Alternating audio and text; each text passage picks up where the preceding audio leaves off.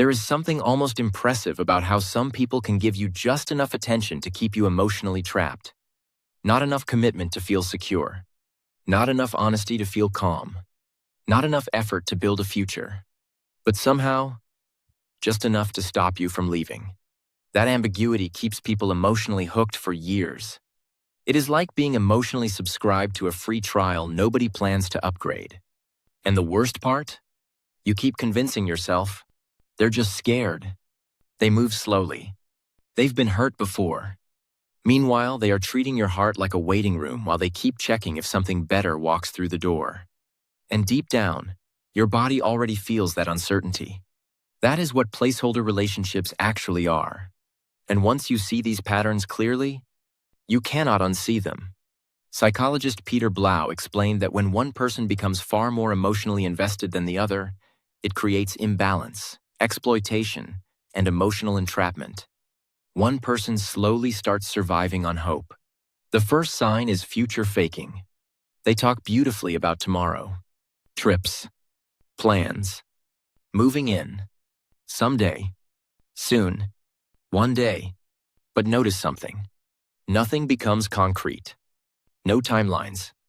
No real movement. No actual decisions. The future exists in conversation, not in reality. That's where people lose years waiting. Because people serious about you eventually make plans that cost them something. Time, effort, sacrifice, consistency. Placeholder people sell hope cheaply because hope keeps you emotionally available. The second sign is compartmentalization. You exist in carefully controlled sections of their life. Maybe you met friends casually. Maybe family barely knows about you. Maybe your relationship exists privately but never publicly. You are involved, but never fully integrated. And deep down you feel it.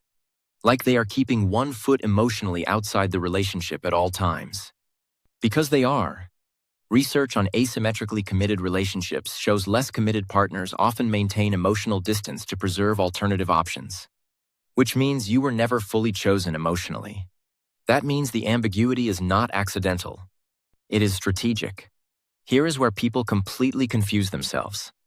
They mistake inconsistency for complexity.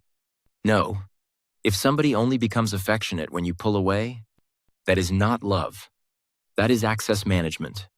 And intermittent attention is psychologically addictive. Notice the pattern. When you detach, suddenly they panic. More attention. More affection. More reassurance.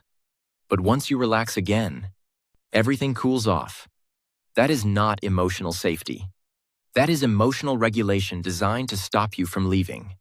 Not emotional security designed to help you stay. And after a while, you become addicted to crumbs because the inconsistency makes small effort feel enormous.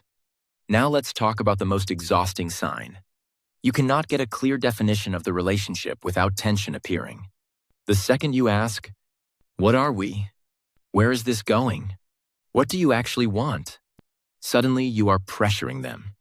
Now somehow your need for clarity becomes the problem instead of their refusal to provide it. Healthy relationships do not punish honest questions. A person serious about you may not have perfect answers immediately, but they will not make you feel guilty for needing emotional certainty. And the hardest sign? Your body already knows. That anxiety is information, long before your brain admits it. You feel anxious after good conversations instead of secure. You overanalyze small changes in tone. You constantly search for reassurance. You feel emotionally unstable around somebody who claims they care about you. Because your nervous system notices inconsistency before your denial stops protecting you. And brutal truth? You cannot convince somebody to choose you harder.